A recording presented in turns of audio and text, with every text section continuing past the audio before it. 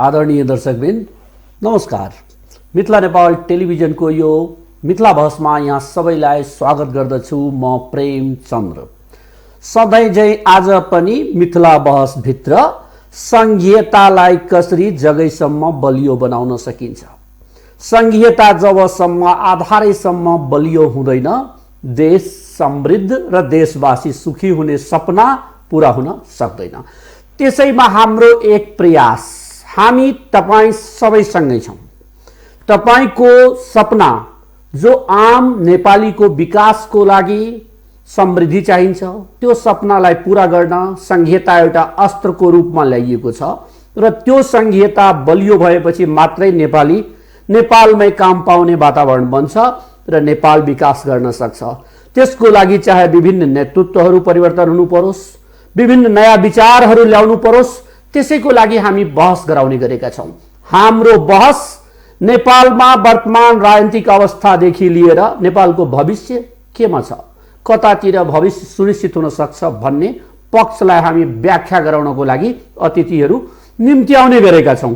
यही सन्दर्भमा आज हामी अहिले भर्खरै एकीकरण भएको जसपाका एकजना नेता जो बौद्धिक पेशाकर्मी महासंघको इन्चार्ज हुनुहुन्छ, उहाँको जिम्मा हो कि बौद्धिक पेशाकर्मी अर्थात् राष्ट्र निर्माताहरूको उहाँ संगठनको इन्चार्जसिप लिनुभएछ। जसपा जो नयाँ एउटा विचारको साथ समावेशी समाजवादको साथ आएछ, त्यही पार्टीका नेता इन्चार्ज बौद्धिक पेशाकर्मी महासंघका इन्जिनियर हुनुहुन्छ उहाँ पेशाले पनि।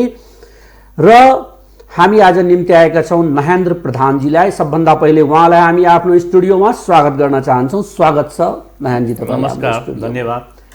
अहिले देश बडा अप्ठ्यारो परिस्थितिबाट गुज्रिरहेछ। राजनीतिक कुरा एकछिनमा गरौँला, तर परिस्थिति अहिले कोरोनाले विश्वव्यापी पेन्डेमिक जुन फैलियो, यसले लकडाउन ल्यायो, रोग भन्दा भोकले मर्नेहरूको संख्या बढिरहेछ। जिम्मेवार सबभन्दा पहिला त यो कोरोना भाइरसको संक्रमणमा शिक्षित तुल्याउन, यसको चाहिँ सही टाइममा सही रूपमा सूचना प्रवाह गर्न र यसको चाहिँ कोरोना भाइरसबाट एकदम सुरक्षित हुन सूचनाको रूपमा दिनुपर्ने सरकारले नै हो। त्यसपछि त्यो सूचनालाई पालना गर्नुपर्ने दायित्व जिम्मेवारी जनताकै हो। किनभनेदेखि हामी आफै पनि सुरक्षा गर्यौं भने हामी आफू बाँच्न सक्छौं। यदि होइन भनेदेखि हामी कोरोना संक्रमित हुन्छौं र हामीले फेस गर्नुपर्ने हुन्छ कोरोनासँग। कि त बिरामी भएर निको हुन्छौं कि त मृत्युमा आफ्नो परिणत हुन्छ। जस्तै कि विश्वव्यापी रूपले फैलियो, अरू पनि देशमा कोरोनाको प्रभाव छ, लकडाउनहरू कहीँ ल्याइयो, कहीँ ल्याएर समाप्त भइसकेको अवस्था। नेपालमा अहिलेको अवस्था जुन आएको छ, कोरोना नेपालमा पसेको थिएन, त्यो भन्दा पहिले लकडाउनको सुरुवात, त्यही बेलामा राहत दिने कुराहरू, यो कुराहरूले के संकेत गर्छ? यो राज्य पक्ष जुन छ, जति जिम्मेवारी जुन समयमा निर्वाह गर्नुपर्ने थियो त्यो गरियो जस्तो लाग्छ यहाँलाई? राज्यले जुन गर्नुपर्ने व्यवस्थापन गर्नुपर्ने हो त अलिकति परिपक्व भएन। किनभने सुरुमा जति बेला लागेको थिएन त्यति बेला हताशको रूपमा जनतालाई सूचित गरियो, बस्नुस् भने धेरै लकडाउन पनि गरियो र त्यसपछि खुकुलो बनायो। त्यसपछि फेरि चाहिँ जुन लकडाउन हुनुपर्ने थियो यति बेला त्यो चाहिँ व्यवस्थापन चाहिँ सरकारले गर्न सकेन। सबभन्दा पहिला त जुन चाहिँ विदेशबाट आएका, बोर्डरबाट भनौँ न, भारतबाट नेपालमा आएका चाहिँ नेपाली दाजुभाइहरूलाई चाहिँ व्यवस्थापन गर्न सकेन र कतिले भोकले मर्नु पर्यो, कतिले डायरिया भएर पनि मर्नु पर्यो, कतिले चाहिँ पानी खान नपाएर पनि मर्नु पर्यो, कतिले औषधि नपाएर पनि मर्नु पर्यो। त्यही कारण यो व्यवस्थापनमा सरकारको कमजोरी छ। यो सरकारकै दोषी ठहराइन्छ र अहिले पनि वास्तवमा भन्ने हो भनेदेखि व्यवस्थापनमा सरकार धेरै पछि परेको छ।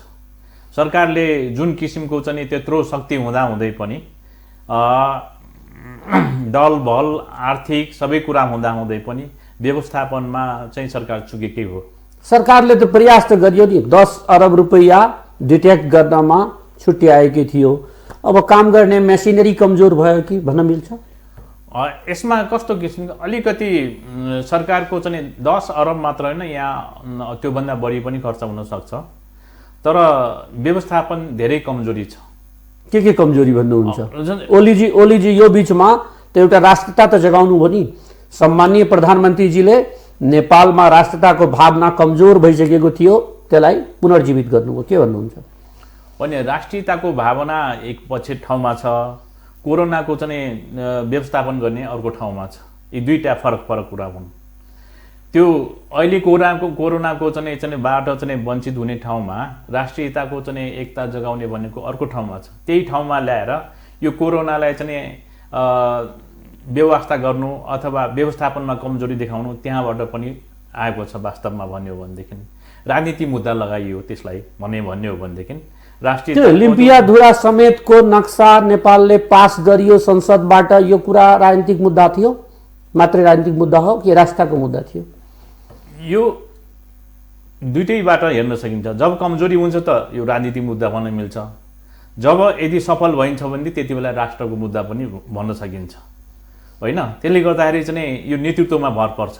सफल त भयो नि, निशान साहब त परिवर्तन गरियो नि होइन? त्यो त हामीले हाम्रो देशमा बसेर हामीले नै गर्नुपर्ने ठाउँमा त्यो गर्न सकियो त कुनै ठुलो कुरा भएन के।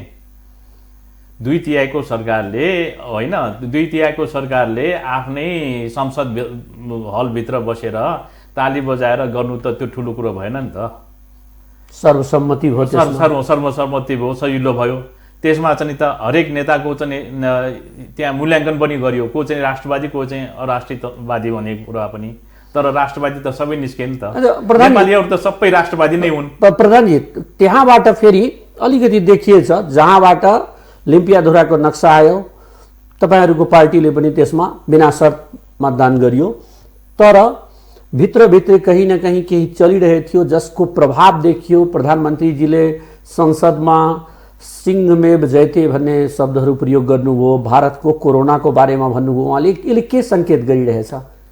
होइन, यहाँ अलिकति सरकारमा बसेका मन्त्रीहरू अथवा प्रधानमन्त्रीज्यूको त्यो अलिकति कस्तो हुने कच्चापन भनौँ या त्यस्तो किसिमको चाहिँ तपाईँहरूले शब्दै प्रयोग गर्नुभएछ। आफ्नो प्रेस विज्ञप्तिमा तपाईँको पार्टीले बालपन भन्नुभएछ प्रधानमन्त्रीलाई, उहाँले त्यसमा आपत्ति पनि जनाउनु भएछ।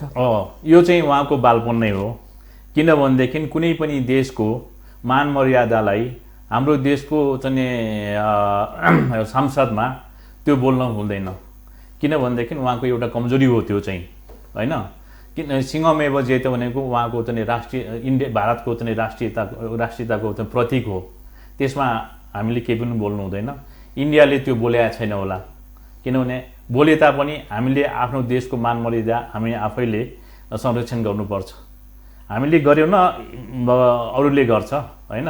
मैले तपाईँलाई चाहिँ राम्रोसित बोलेर सम्मान गरेँ भनेदेखि तपाईँले मलाई सम्मान गर्नुहुन्छ, होइन? त्यसले गर्दाखेरि चाहिँ यी कुराहरू चाहिँ जति पनि आए नि उत्तेजनात्मकको रूपमा, होइन, त्यो चाहिँ ठिक थियो। तर अलिकति युवा वर्गमा पनि यो कुराले त ठाउँ एउटा अग्टेको छ नि कि भारतले जहिले पनि नेपाललाई कान्छो भाइ सम्झेर हेपेको हेपे गर्ने, अनि नेपाल पछाडि उसले जे भनियो त्यहीमा होमा हो, हाइसेमा हुइसे भनिन्छ, त्यो मिलाउँदै जाने यो परिपाटीको अन्त भयो भन्न मिल्छ? होइन, यो अन्त गर्नुपर्छ, होइन? परिपाटीको अन्त चाहिँ गर्नुपर्छ, तर चाहिँ यो अन्त नै भयो भन्न चाहिँ मिल्दैन। किनभनेदेखि हामीले नेपालको राजनीतिको चाहिँ इतिहास हेर्नुपर्छ, कहिलेदेखि कहाँ के भयो। हाम्रो दुईटै नेपालको राजनीति पार्टी वास्तव भनेदेखि इन्डियामै स्थापित भएका हुन्। हाम्रै नेपालीहरू गएर चाहिँ इन्डियाकै एउटा चाहिँ पार्टीको अध्यक्ष भए पनि हुन्। त्यो हिसाब पनि हामीले हेर्नुपर्छ। र नेपाल र भारतको चाहिँ त्यसो गर्दाखेरि राजनीतिक संसर्ग भनौँ या राजनीतिक साथीहरूको रूपमा पनि नेपाल र भारतको चाहिँ धेरै सम्बन्ध पनि छ, होइन? पारिवारिक सम्बन्ध जस्तै छ एउटा राजनीतिक पार्टीको, किनभनेदेखि यसले चाहिँ साउथ एसियालाई नै एक किसिमको चाहिँ नयाँ जनताप्रति चाहिँ नयाँ जागरण ल्याउने, चेतना ल्याउने एउटा आन्दोलनको रूपमा चाहिँ स्थापित गरिएको हो। तपाईँको एकजना नेताले नै हाम्रो स्टुडियोबाट भन्नुभएछ, नामै पनि भन्न सकिन्छ, माननीय रेणु यादवजीले, कि चीनसँग हाम्रो मित्रता हुन सक्छ तर भारतसँग रिस्ता छ, यो पार्टीको धारणा हो? होइन, यो पार्टीको धारणा होइन, अध्ययनको कमजोरी मात्र हो, यो उहाँको व्यक्तिगत कुरा हो। हामीले नबुझेको मात्र हो। टिबेटियनहरूसँग चाहिँ हाम्रो पनि धेरैको चाहिँ बिहेवारी भइरहेछ, पारिवारिक सम्बन्ध छ। अब रेसियोमा कम होला, इन्डियासँग धेरै होला, किनभने तीनवटा चाहिँ क्षेत्रमा होइन, पूर्व पश्चिम र दक्षिणमा चाहिँ भारतसँग सिमाना छ र उत्तरमा चाहिँ तिब्बतसँग छ। जसरी भनेदेखि थोरै मात्रामा भए पनि चाहिँ तिब्बतसँग पनि हाम्रो चाहिँ वैवाहिक सम्बन्ध पहिलेदेखि भ्रिकुटीको विवाह देखिन्छ। भएन यो भनेदेखि भ्रिकुटीको विवाह उत्तरमा भएछ, सीताको चाहिँ दक्षिणमा भएछ, अन्त नेपालीको धेरै छन्। अब यतापट्टि अरू उत्तरमा पनि हाम्रो शेर्पा जातिको भयो होइन, मनाङहरूको भयो, धेरैको चाहिँ बिहा उता भएछ, गर्न सक्छौँ। तर हामीसँग चाहिँ हामीले गर्ने भनेको दुईटैसँग बराबरीको चाहिँ हैसियत हो। यो कुरामा अलिकति मैले जोड्न चाहे, विगतको नागरिकता विधेयक आएको थियो। नागरिकता विधेयकको बेलामा मधेसमा जति बेला नागरिकता विधेयक कुनै आउँछ मधेसमा आन्दोलन जाग्छ। त्यही कुरा यहाँले जुन भन्नुभयो, रिस्ता भारतसँग मात्रै होइन चीनसँग पनि हाम्रो छ, कहीँ न कहीँ प्रत्यक्ष बिहाबारी भइरहेको छ। त्यहाँतिर फेरि हिमालतिर त्यो कुराको आन्दोलनहरू कहीँ आउँदैन। अङ्गीकृत नागरिकताको सवालमा यदि कुरा गर्ने हो भने त्यहाँतिर खै आन्दोलनको चर्चाहरू पनि भएको छैन। किन? कारण के होला? यो चाहिँ हाम्रो राजनीति इतिहासले गर्दाखेरि नै भयो हो। तपाईँको चाहिँ जब हाम्रो नेपालीहरूले त्यहाँ चाहिँ भारतमा चाहिँ राजनीतिक पार्टी नै स्थापित गए नेपालको लागि, र नेपालकै नेताहरू गएर त्यहाँ चाहिँ एउटा एक किसिमको चाहिँ नेतृत्व पनि विकास गरे। त्यही नेतृत्वले चाहिँ त्यहाँ जहाँ बसेका थिए उहाँहरू, जस्तै बिहार भयो, युपी भयो, दिल्ली भयो होइन, पटना भयो, मुख्यतः बनारसलाई कङ्ग्रेसको चाहिँ स्थापित भएको ठाउँमा होइन, भनेदेखि त्यहाँका साथीहरूले ल तिमीहरू पनि जसरी हामी तिमीहरूका आयौँ एउटा चाहिँ पार्टनरको रूपमा अथवा सहयोगीको रूपमा, तिमीहरू पनि आउन भनेर चाहिँ उहाँहरूबाट चाहिँ साथीहरूलाई लिएर आएका हुन्। त्यति बेला चाहिँ कुनै त्यो नागरिकता भन्ने कुरा थिएन। यो त चाहिँ नागरिकता भनेको चाहिँ 22-23 सालदेखि नै यता आएको हो। पहिला त एक किसिमको चाहिँ भन्ने हो भनेदेखि व्यवहारिक खुला बोर्डर हो, सम्पूर्ण कुराहरू एकै जस्तो लाग्ने, नेपालको मान्छे त्यहाँ गएर जागिर गर्ने, त्यहाँको मान्छे यहाँ जागिर गर्ने। यो तर एउटा कुरा मात्र के हो भनेदेखि हाम्रो चाहिँ नेपाल भनेर चाहिँ सीमाङ्कन चाहिँ फरक थियो। तर समय बित्दै गयो, हामी पनि अलिकति सिनियर हुँदै गयौँ, बुझ्दै आयौँ, गर्दाखेरि चाहिँ अब इन्टरनेसनलमा पनि के हुन गयो भनेदेखि हाम्रो देश होइन प्राणभन्दा प्यारो छ भन्ने नारा पनि लगायो। अब यतापट्टि आएर चाहिँ अलिकति बुझ्ने भइसकेपछि, राजनीतिक परिपक्व भइसकेपछि दुई देशको बिचमा अलिकति रिसोर्सेसको कुराहरू आए। नेपाल चाहिँ तपाईँको चाहिँ यो पानीको धनी छ होइन, अनि त्यसपछि गएर चाहिँ इन्डियालाई त्यो पानी त पनि चाहिन्छ। त्यसले गर्दाखेरि चाहिँ एक किसिमको चाहिँ यसलाई प्रश्न पार्नुहोस् त। नेपाल पानीमा धनी छ र भारतलाई त्यो पानी उपयुक्त प्रयोग गर्न चाहिन्छ। त्यो कारणले भारत नेपालसँग नजिक हुन मात्रै खोजेको थियो विगतमा भन्न खोज्नुभयो?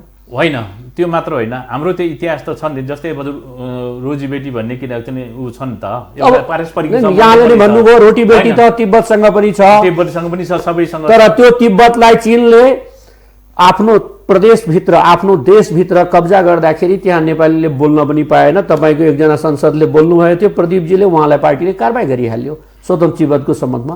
त जोसँग रोटी बेटीको सम्बन्ध छ त्यसलाई कब्जा गरियो कसैले, त्यहाँ त बोलिदिनु पर्थ्यो कमसेकम। तपाईँको पार्टी पनि त्यसमा कहीँ न कहीँ पछाडि परेको, त्यसमा कहीँ न कहीँ फरक मात्र राखेको, चीनको शक्तिको अगाडि घुँडा टेकेको जस्तो देखिएको छ। होइन, यो चाहिँ कुनै पनि सेकेन्ड के अरे चाहिँ दोस्रो वर्गको पक्षले एकले अर्कालाई घुँडा टेक्यो भन्ने पनि जुन छ नि, त्यो बिल्कुल गलत हो।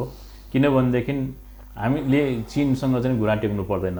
जबकि हामी स्वतन्त्र राज्य छौँ, सार्वभौम सत्ता राज्य छौँ भनेर हामीले आफैलाई चाहिँ तल्लो दर्जामा लगेर, स्तरमा लगेर चीनसँग घुँडा टेक्यो अथवा भारतसँग घुँडा टेक्यो भन्ने कुरा चाहिँ गलत कुरा हो।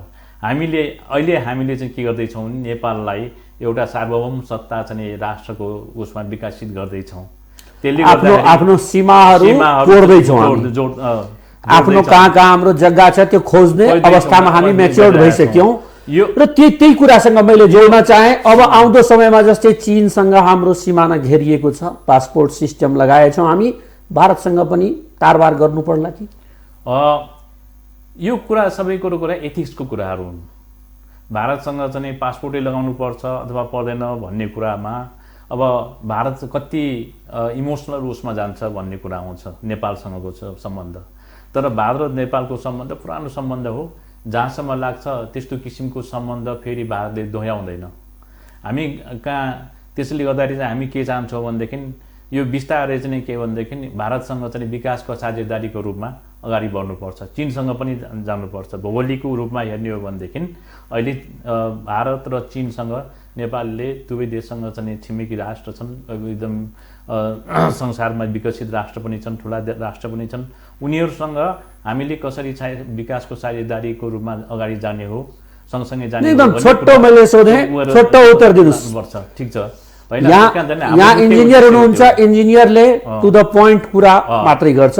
त्यो अनुसार मैले जान्न चाहेँ, भारतको सिमाना जो खुला बोर्डर छ त्यो कारणले भारतले सुस्ता होस् या अरू ठाउँमा आफ्नो सेना राख्न पायो, हाम्रो जग्गा मिचेको छ भन्ने कुराहरू आइरहेको बेला यहाँको पार्टीले पनि स्वीकार गरेर त्यहाँको निशान छापमा मतदान गरेको अवस्थामा अब भारतसँग हामी पनि म्याच्योर्ड रिलेसन राख्नुपर्छ। कान्छो भाइ होइन, समानताको दोस्तीको सम्बन्ध हुनुपर्छ।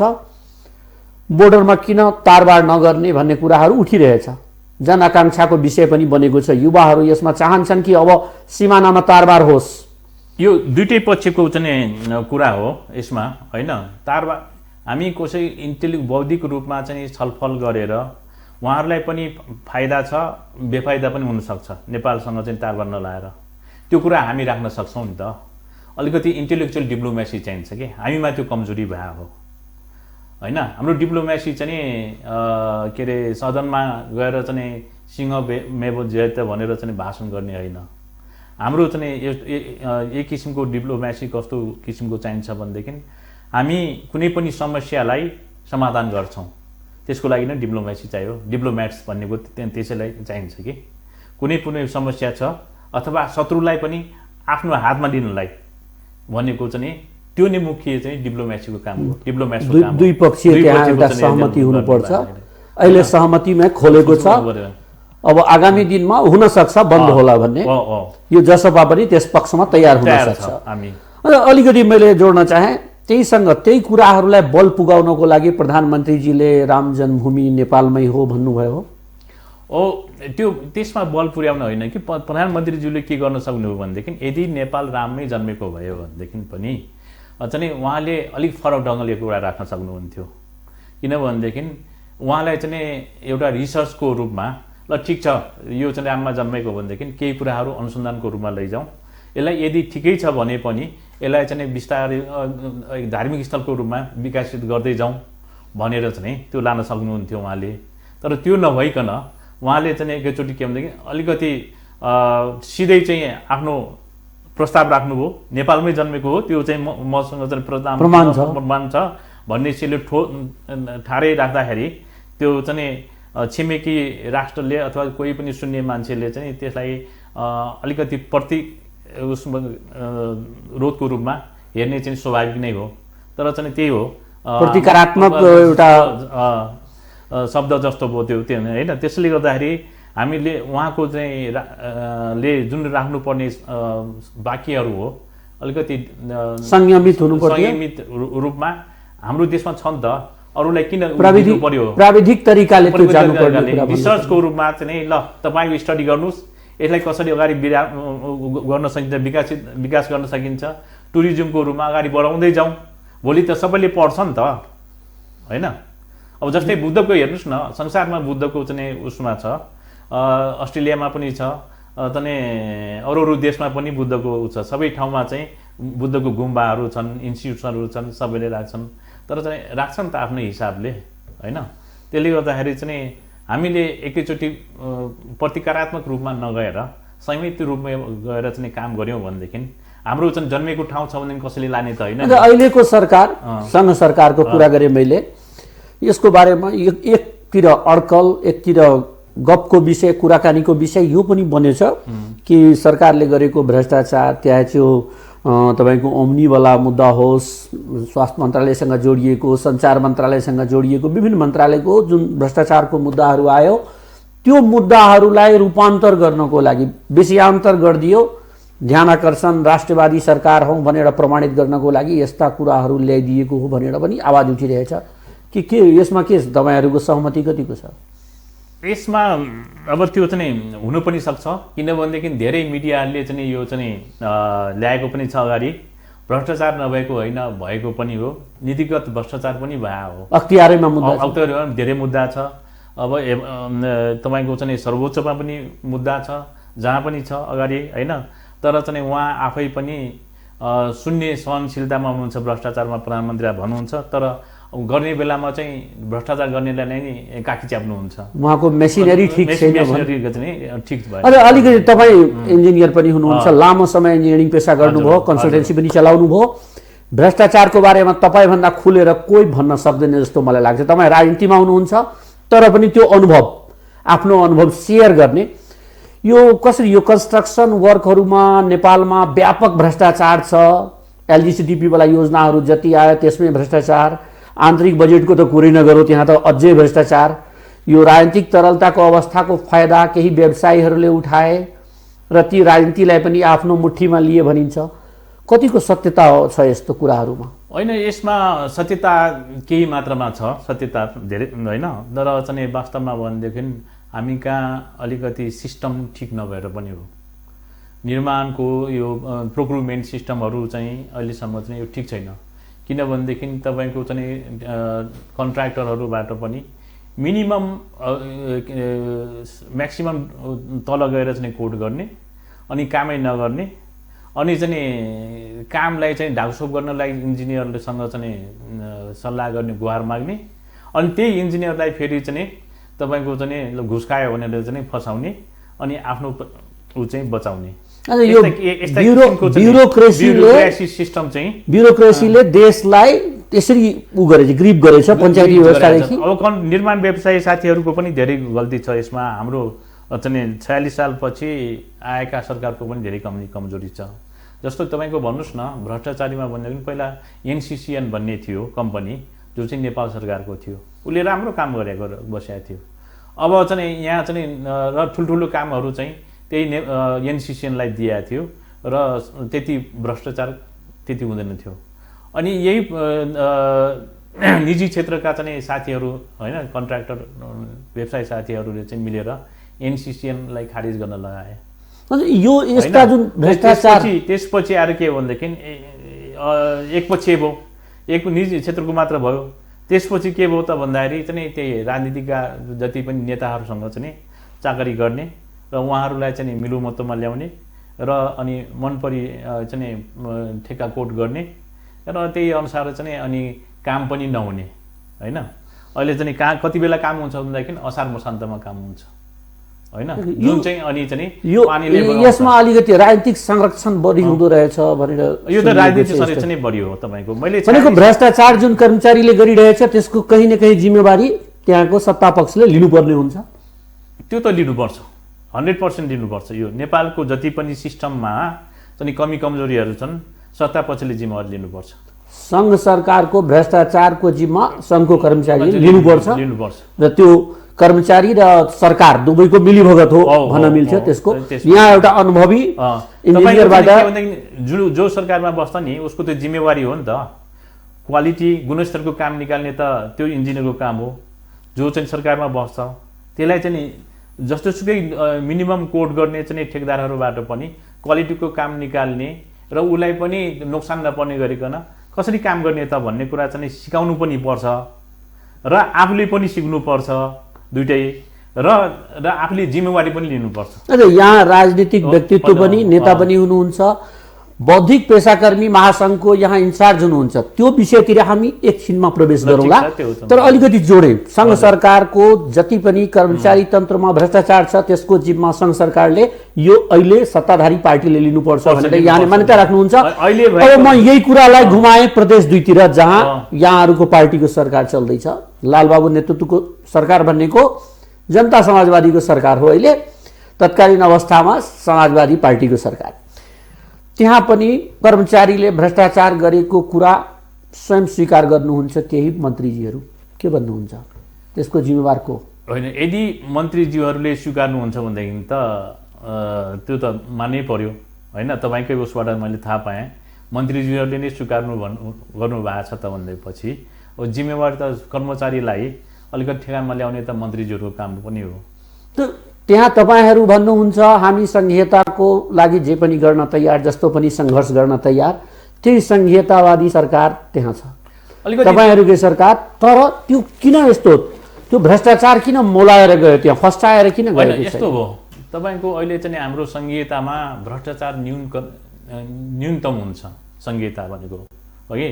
त्यसमा चाहिँ कस्तो हुन्छ भनेदेखि स्थानीय स्तरमा स्थानीय जनताहरू नै सबै निर्माण कामहरूमा चाहिँ सहभागी हुन्छन् ताकि त्यहाँ चाहिँ कम चाहिँ भ्रष्टाचार होस् भन्ने हिसाबले संहिताको चाहिँ एउटा मर्म पनि त्यो हो, न्यूनतम भ्रष्टाचार हुने भन्ने कुरा। तर हाम्रो नेपालमा चाहिँ अहिले संहिता जुन आयो नि, हामी कति अधिकार दिएको जस्तो चाहिँ गरेर चाहिँ हामी गरिरहेछौँ होइन। तर नेपालमा अहिले संहिताको चाहिँ वास्तवमा 10% पनि प्रयोग भएको छैन। त्यसले गर्दाखेरि तपाईँको चाहिँ जस्तै अनुगमन गर्ने चाहिँ प्रदेश सरकार त्यसले अनुगमन गर्न सकेका छैन होइन।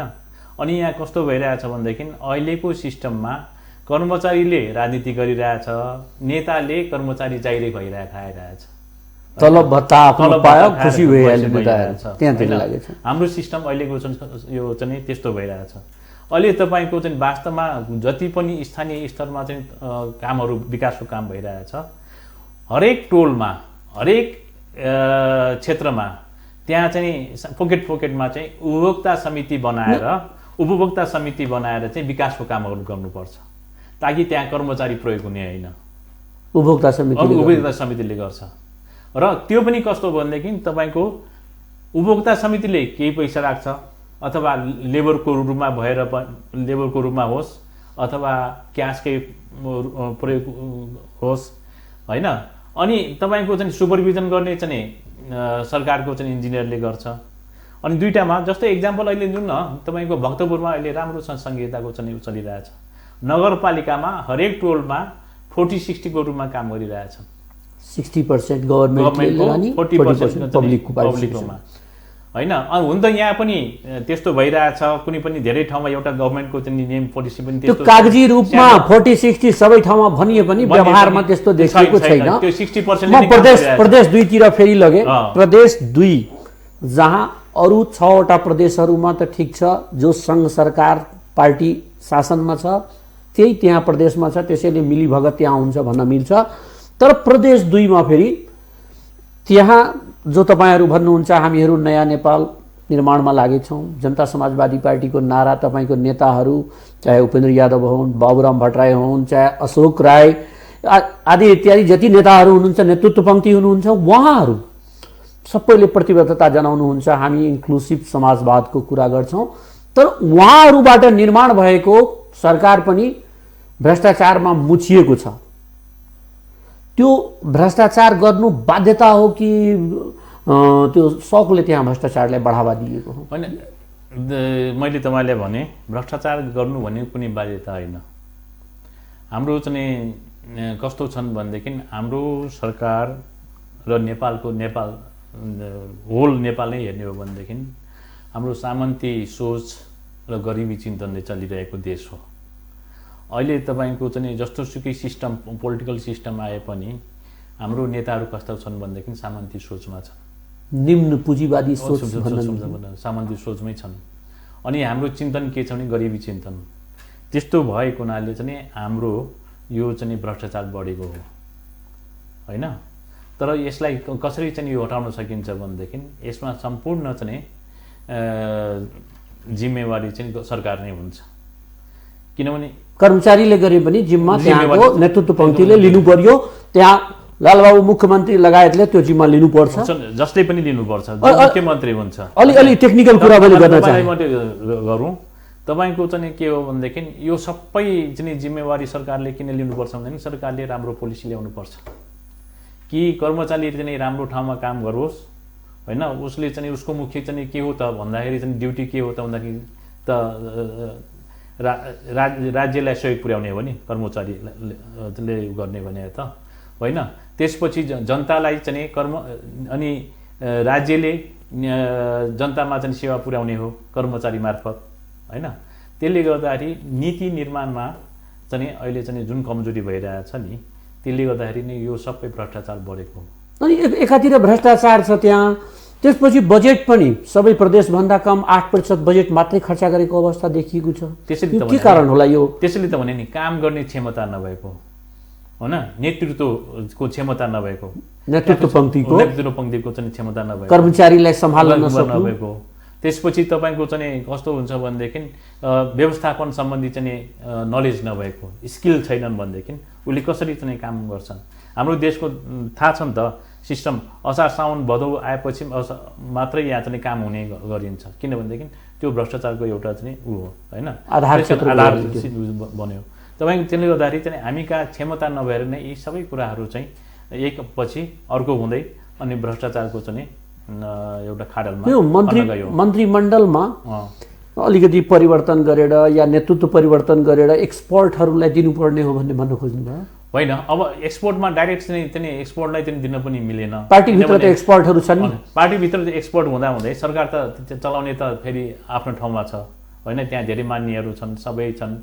भनौँ न मैले धेरैचोटि चाहिँ 2 नम्बर प्रदेशमा गएर यो यसरी चाहिँ यो प्रोजेक्ट ल्याउने, यो यसरी चलाउने, यो चाहिँ ताकि चाहिँ के अरे चाहिँ 2 नम्बर प्रदेश जहाँ एउटै हो कि सङ्घीय समाजवादीको चाहिँ सरकार छ होइन, र अब राज्यको पनि सरकार छ, जोइन्ट अब जसपाको त बन्दैछ प्रक्रिया हुँदाखेरि चाहिँ यसले चाहिँ एक उदाहरण बन्नु पर्यो, ताकि जुन कुरा चाहिँ हामीले आज चाहिँ सङ्घीय समाजवादको चाहिँ कुरा गरिरहेका छौँ, सङ्घीयताको चाहिँ गरिरहेका छौँ, सङ्घीयताले फाइदा बेफाइदा र यसले चाहिँ हुने विकास र प्रभाव के हो भन्ने कुरा 2 नम्बर अहिले सङ्घीयतासँग तपाईँहरूको पार्टीले समृद्धिलाई पनि जोडेको छ। नयाँ शक्तिसँग एकीकरण भएदेखि म यही निर्णय आए अलिकति समृद्धि भ्रष्टाचार जबसम्म उन्मूलन हुँदैन देशमा आउन सक्दैन भन्ने मान्यता यहाँहरूको नेतृत्व पङ्क्तिको पनि छ। यसमा मैले जोडेँ त्यहाँ डिपिआरमा धेरै ठुलो भ्रष्टाचार भयो, प्रदेश 2 मा डिपिआरमै भ्रष्टाचार भइरहेछ भन्छ। यो के हो डिपिआर? अलिकति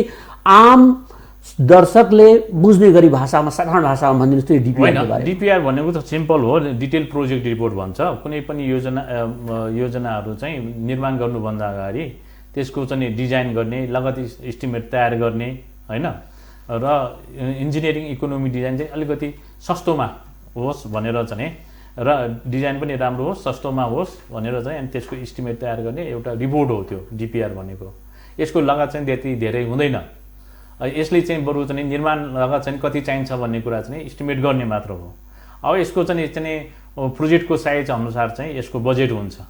अब हुनसक्छ 2-3 लाखदेखि लिएर 20 लाख 25 लाखसम्म प्रोजेक्ट अनुसार हुन्छ।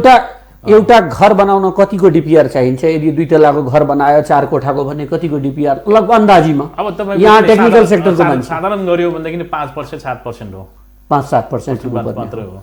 एउटा पोखरीमा पानी घाट बनाउनको लागि, पोखरीको घाट बनाउनको लागि पानी घाटको भनेको त सानो कुरा हो। अब पोखरीको पानी घाट बनाउनलाई पनि के फ्यासिलिटीहरू चाहिन्छ त्यसमा डिपेन्ड गर्ने भयो।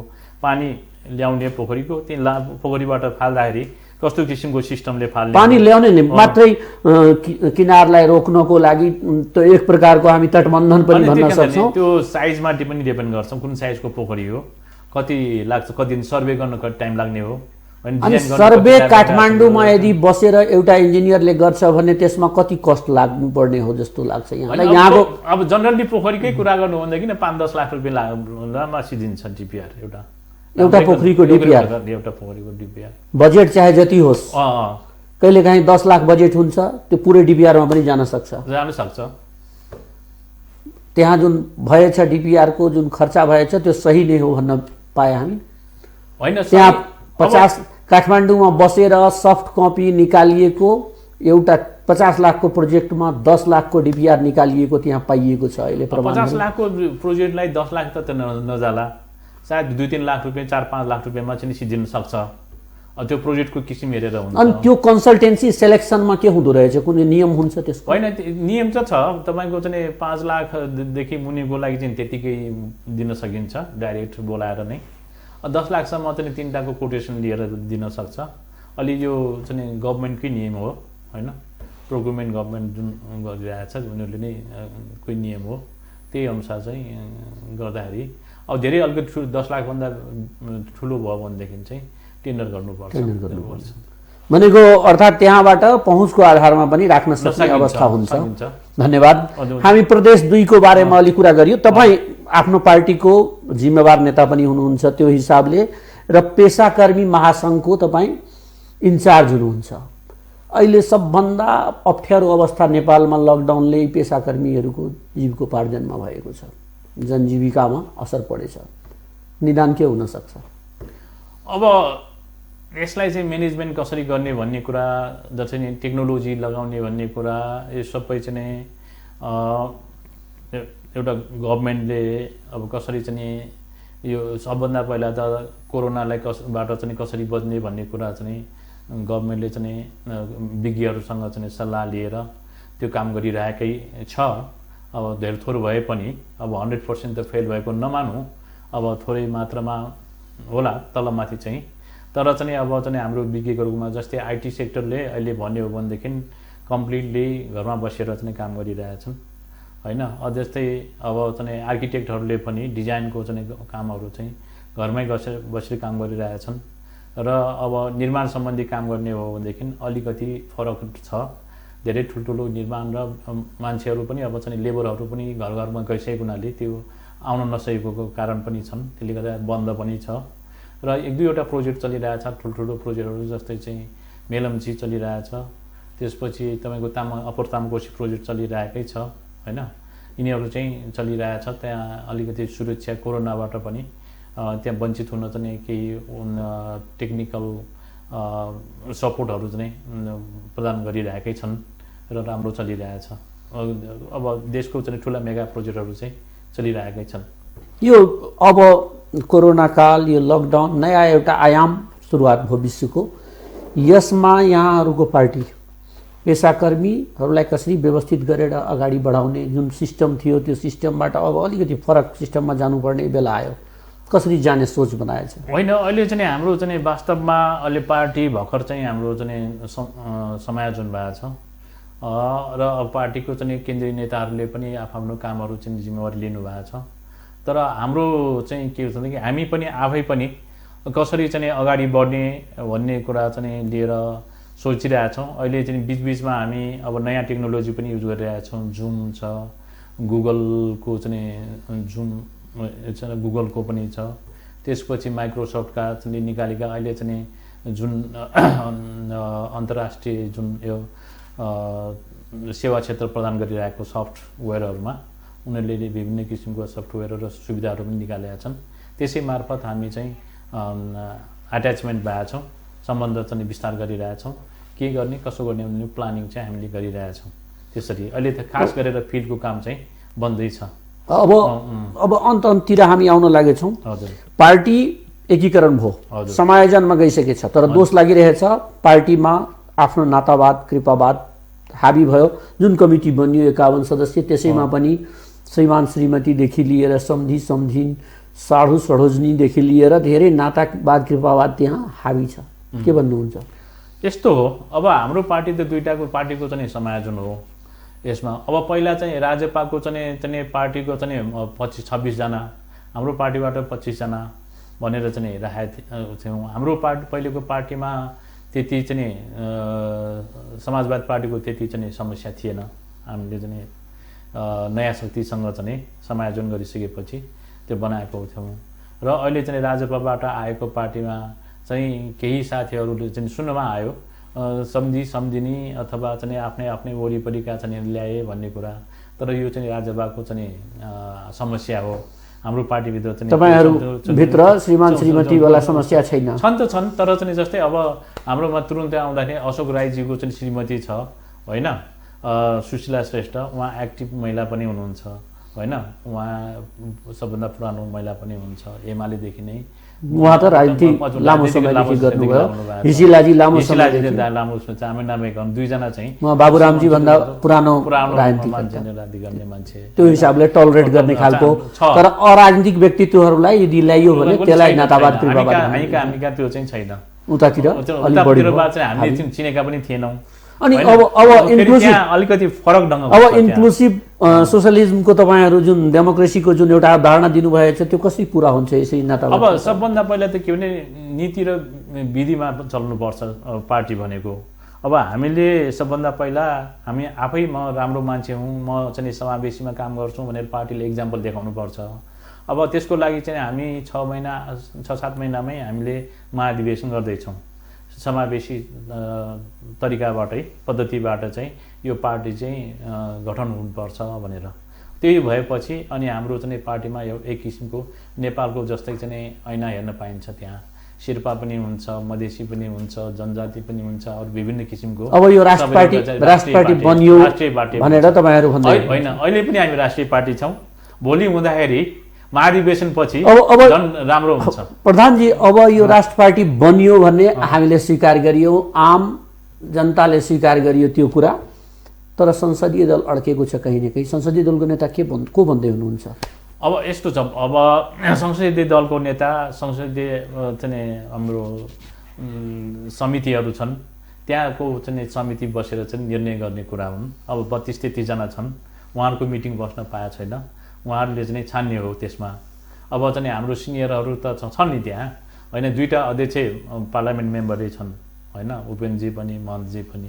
यतापट्टि आएर चाहिँ हिजो हामी कहाँ हुँदाखेरि चाहिँ उसको चाहिँ संसदीय दलको नेता अब भूतपूर्व प्रधानमन्त्री पनि, होइन, सङ्घीय परिषदको नेता अध्यक्ष बाबुराम भट्टराई पनि हुनुहुन्छ।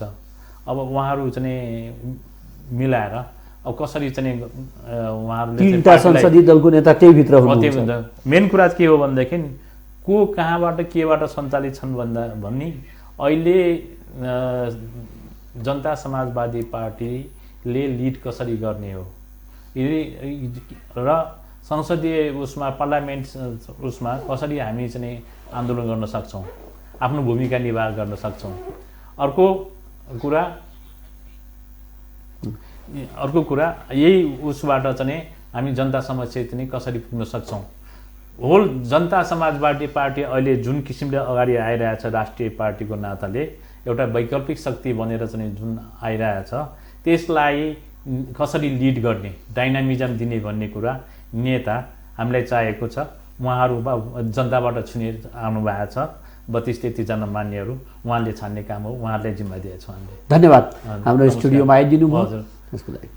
आदरणीय दर्शकबिन, आज हामी कुराकानी गर्दै थियौँ जनता समाजवादी पार्टीका बौद्धिक पेसाकर्मी महासङ्घका इन्चार्ज नहेन्द्र प्रधान, जो विगत कालमा इन्जिनियरको रूपमा लामो समय काम गरिसक्नु भएछ, देश निर्माणको क्षेत्रमा काम गर्नुभएछ। उहाँ धेरै विषयवस्तुमा हामीले कुराकानी गरियो र मूलत उहाँले प्रश्न पार्नुभयो प्रदेश 2 को सरकार जहाँ भ्रष्टाचार छ भन्ने कुरा उहाँले प्रष्ट रूपले इङ्गित गर्नुभयो र त्यहाँको सरकार चुस्त दुरुस्त हुनुपर्छ सङ्घीयतालाई बलियो बनाउनको लागि।